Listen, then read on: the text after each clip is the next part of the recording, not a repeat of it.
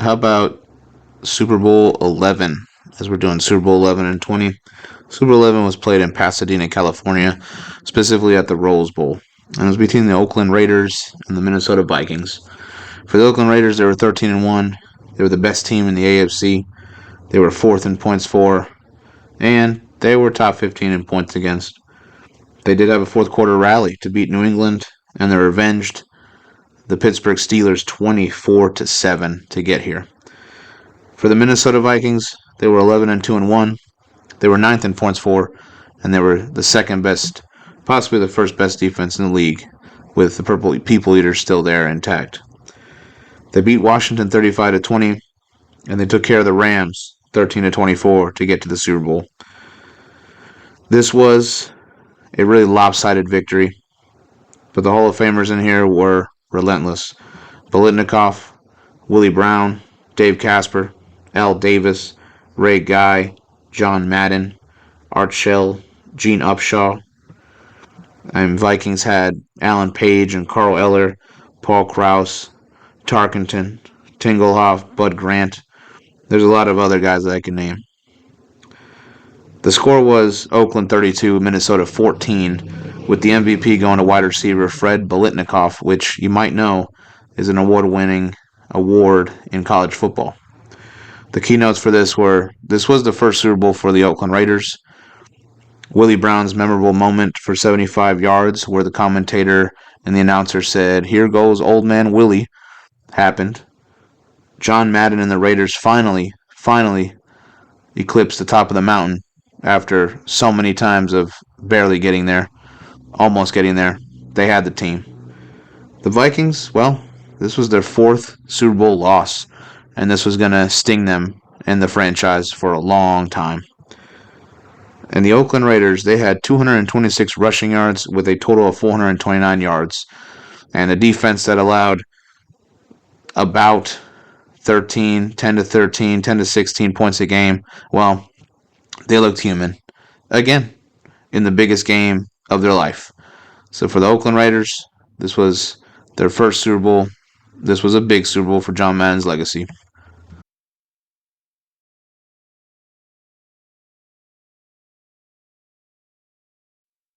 Okay, Super Bowl 12 played in New Orleans at the Superdome at this point. Yes, New Orleans was able to host many Super Bowls, this one included. And this was against the Dallas Cowboys and the Denver Broncos. Now, for the Dallas Cowboys, they were 12 and 2. They were the best in the NFC, dominated the Chicago Bears in the divisional 37-7. They also dominated Minnesota Vikings 23-6 to get to the Super Bowl.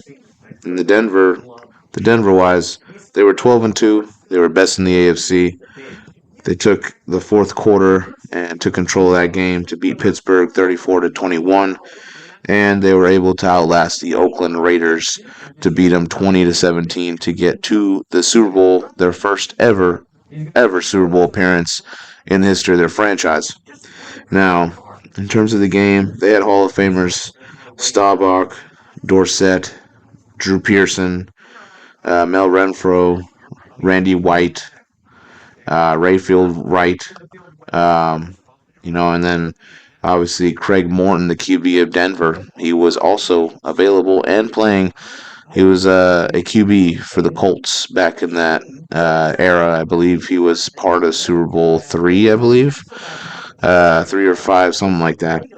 But yeah, when looking at it, the score wasn't even competitive at all. Dallas beat Denver 27-10.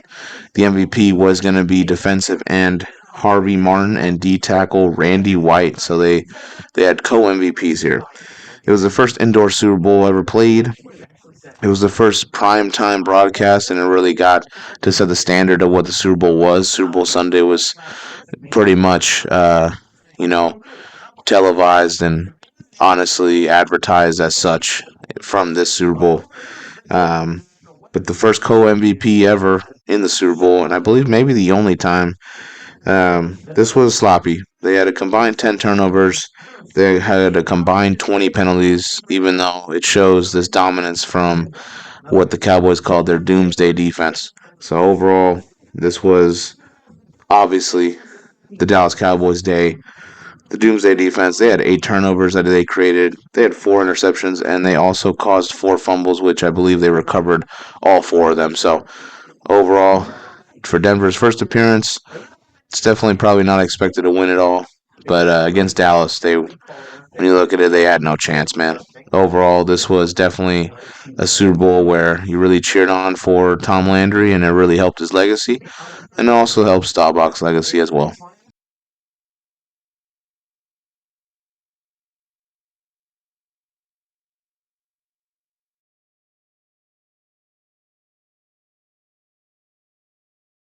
Super Bowl 13 was honestly a classic Super Bowl. Super Bowl 13 was played in Miami in the Orange Bowl against two great and storied franchises in the Pittsburgh Steelers and the Dallas Cowboys. Now the Pittsburgh Steelers, they came in regular season 14-2. They were best in the AFC. They beat Denver in the divisional 10-33 with no problems, and they actually dominated Houston 5-34. So they went to the Super Bowl, no problem through the playoffs. It was whatnot. They were fifth in points for, and they were first in points against. Dominant defense as always. Now for the Dallas Cowboys, they were 12-4. They were tied for first in the NFC. They were first in points for. They were third in points against. So it was a pretty even match here with both teams.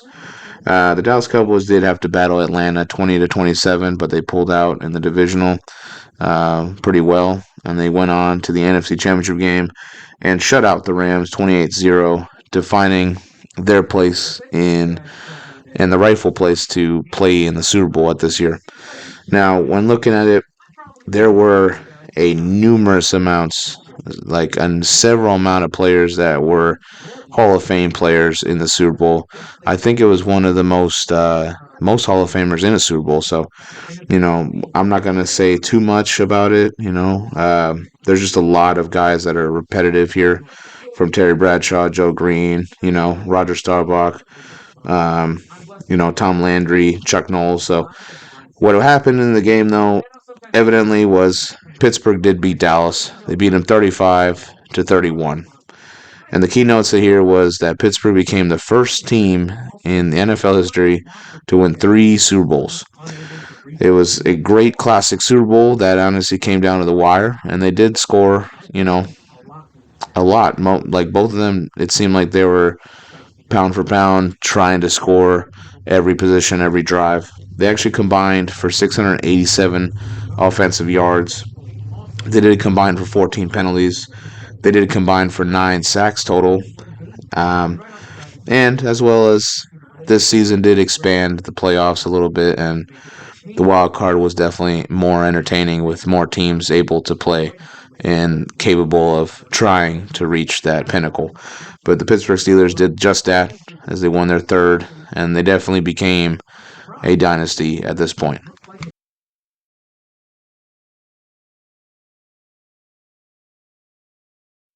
Super Bowl 14 would go on to be, well, at the start of it, a really good and classic Super Bowl, and honestly could have seen the potential champs lose, but obviously that did not happen.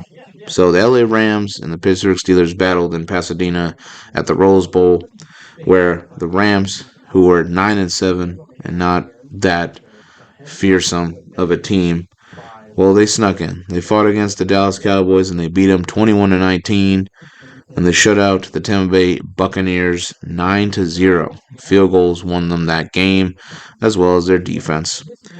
For Pittsburgh's side, they were 12-4. They took care of Miami 14-34, and they took care of Houston 13-27 to bring up this matchup between the Rams and Steelers. For the Rams, well, this was their first ever Super Bowl appearance. For the Pittsburgh Steelers, well, they just have been here before. And the end of it was the Pittsburgh Steelers won 31-19, with the MVP going to QB Terry Bradshaw. Now, Hall of Fame wise, I'm not going to reiterate it so many times, but it's the same Steeler core. So if you know what I'm talking about in the other Super Bowl videos, you're gonna see what I'm saying. Any guy that maybe I haven't mentioned, like a Mike Webster, I probably will do so. But overall, it's the same thing there. Just a lot of different Steeler Hall of Famers. But for the Rams, they had Jack Youngblood, the D end. They also had offensive tackle Jackie Slater. Now, with this win, the Pittsburgh Steelers did become a four-time Super Bowl champ, which obviously they were on top of the mountain for the most Super Bowls in NFL history at that time. For the Pittsburgh Steelers, obviously, they were crowned the team of the 70s, and like I said in the last video, this was a dynasty. They went back to back again, and, well, this was definitely Joe Green's game.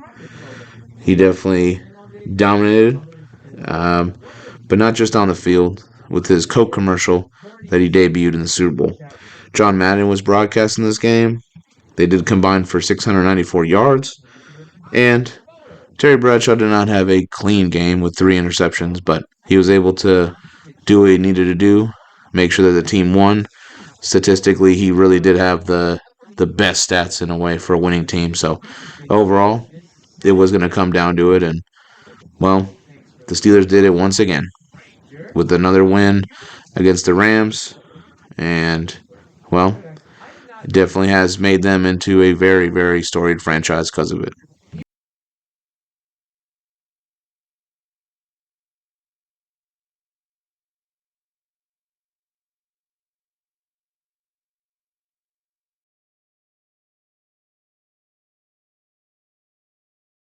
Super Bowl 15 took place in New Orleans at the Superdome once again, and this time it pivoted. Or, it had the Oakland Raiders and the Philadelphia Eagles matched up against each other. Now, for the Eagles, this was their first Super Bowl appearance in their franchise history. For the Raiders, well, they've been there before, they've done that before, and they won back in Super Bowl 11. So, overall, this was a team that looked like they could definitely win.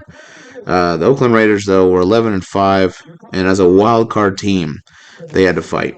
They beat the Houston Oilers 7-27 in the wild card. They stopped Cleveland 14-12 in the divisional, and they ran the clock to make sure that they beat the San Diego Chargers at San Diego 34-27. For the Philadelphia Eagles, they came in here 12-4. They beat Minnesota 16-31, and they beat down Dallas 7-20 to reach the Super Bowl. Now, this definitely seemed like it could be a really good matchup, but this was going to be a Raider day this time. The Oakland Raiders beat them 27-10, and honestly, no competition here. Hall of Famers: Art Shell, Jim Plunkett, Ted Hendricks, Tom Flores, the head coach, and Dick Vermeil, which you will definitely hear about him later on. Now, the MVP of this game was Jim Plunkett, and the keynotes to this game was this was the first wildcard team to win a Super Bowl.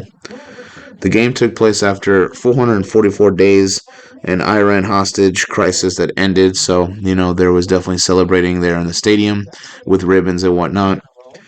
And, well, Rod Martin had a Super Bowl record that I believe still stands today. He had 3 interceptions for the Oakland Raiders, excuse me. So overall, this was definitely lopsided and maybe not entertaining at all. But if you're a Raider fan, this is a great day in history.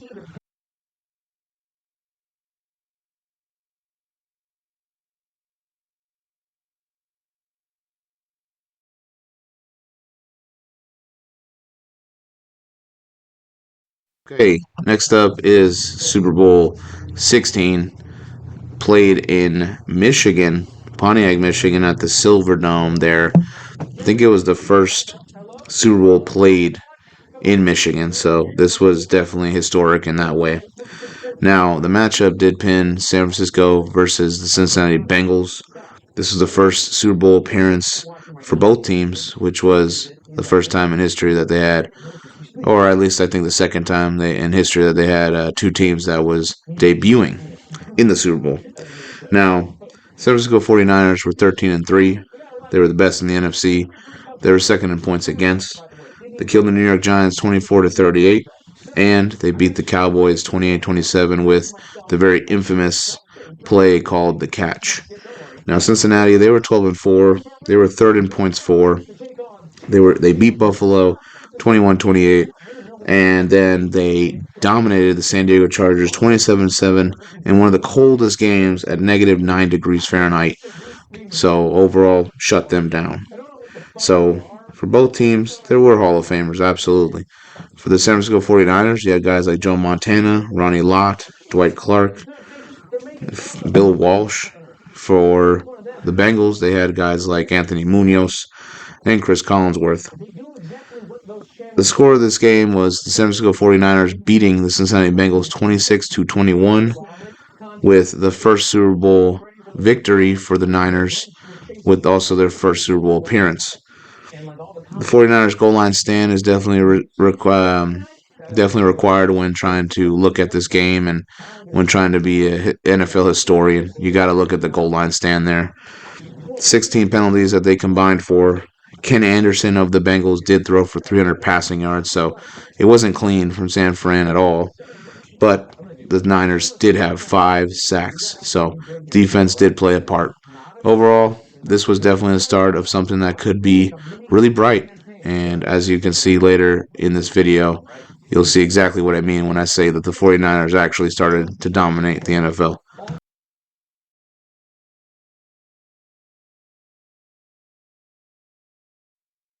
Super Bowl was Super Bowl 17 in Pasadena at the Rose Bowl between the Miami Dolphins and the Washington team. I do not want to say, I don't want to get demonetized for this video. So, the Washington team. Um, yeah, they played in Pasadena. It was a shortened season, actually. This was definitely a strike season where, obviously, if you could see movies like The Replacements, if you've ever seen that movie with Keanu Reeves and whatnot, that's based on this season. But yeah, with the shortened season, though, they did have the Miami Dolphins and the Washington team. Miami was 7-2. They were second in points against. They beat New England 13-28, and they beat San Diego 13-34. And then in the championship game, they shut out the Jets 14-0. For the Washington team, they were 8-1. They were first in points against. They dominated the Detroit Lions 7-31. They beat the Minnesota Vikings 21-7, and they beat the Cowboys in the NFC Championship game 31-17 to reach the Super Bowl. Now, Hall of Fame wise, they had some, obviously, Riggins, Jacoby, Theismann, Don Shula was here, Joe Gibbs was here, Brian Griese. I'll go on and on. Some of these Hall of Fames for the Dolphins were here and a part of those undefeated teams in the early stages in the 70s. So overall, though, the MVP did go to John Riggins, the fullback, running back of the Washington team. Washington would end up winning 27-17 to Miami, claiming their first Super Bowl win, their first Super Bowl trophy. The Riggins performance was honestly outstanding with 166 yards and 38 rushes. The O-line, obviously, with their nickname, the Hogs, they came to play and they did what they could. One of the best offensive line unit in all of football history. And this was also the first halftime show in the Super Bowl with Michael Jackson performing in this halftime show. So overall, definitely, I would say, I'm sure it was pretty interesting of a game, but at the end of the day, Washington was just a lot better than Miami this given day.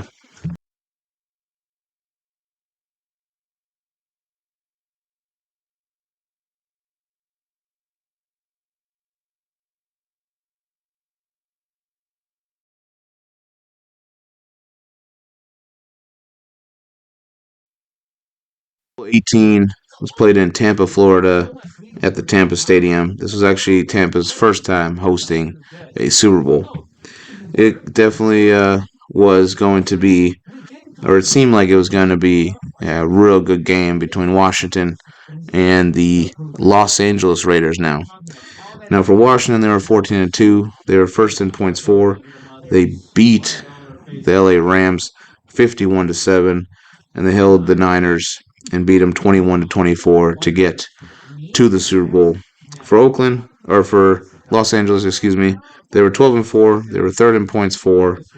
They beat the Steelers 38-10, and they beat the Seattle Seahawks 30-14 in the, I believe, the AFC Championship game, because Seattle was a part of the AFC at that time. The Hall of Famers, well, Howie Long, Tom Flores, the head coach, Joe Gibbs, Ted Hendricks, Marcus Allen, Darrell Green, Art Monk, John Riggins.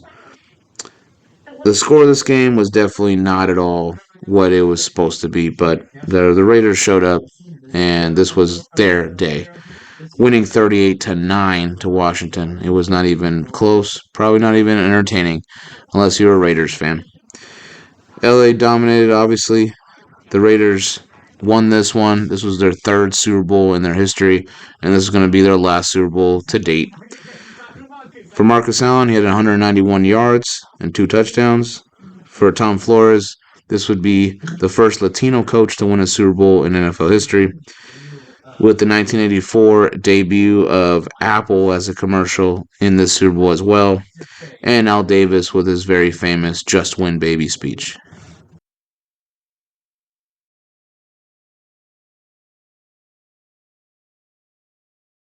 Super Bowl 19 between the Miami Dolphins and the San Francisco 49ers from Stanford, California at Stanford Stadium. Yeah, Super Bowl 19. This was definitely a turning point. Definitely quarterbacks coming in. The Montanas were obviously big, but also the Dan Marinos of the world were definitely big as well. For the Miami Dolphins, they were 14-2 with a first in points for and seventh points against. They dominated their way through the playoffs. They beat Seattle 31-10 and the Steelers 45-28. The San Francisco 49ers were almost perfect at 15-1. They were second in points for and first in points against. They beat the Giants 21-10, and they shut out the Bears 23-0.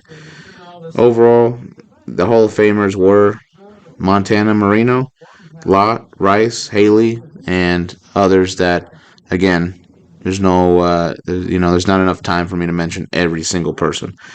Now, the score of this game was the Niners winning 38-16. Miami just didn't seem like they were up to par to what the Niners were, and while this was an anticipated matchup, Joe Montana was just there, and that Niners defense was just a better team overall. Montana did win the Super Bowl MVP here. The keynotes of this, we all know about the Niners' dominance there. The Montana versus Marino battle was definitely a must-see thing, and definitely a talked about segment for the couple weeks before leading up to the game. This was the first time a U.S. president would do the coin flip in the Super Bowl. Ronald Reagan did that at this game. The San Francisco 49ers had 211 rushing yards and 331 passing yards, so they dominated that Miami defense. This was just a Joe Montana game, nonetheless, and it showed that the Niners can be dominant, winning their second Super Bowl in franchise history.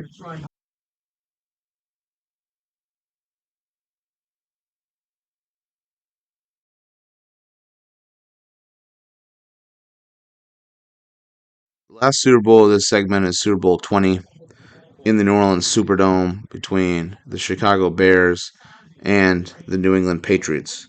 For both of these teams, they actually, as well, this is another Super Bowl where both of them did debut at their Super Bowl appearance. Now, for the Bears, they were 15-1, nearly perfect, and honestly should have been without that Miami Dolphins loss that they took. But they were second in points for, they were first in points against.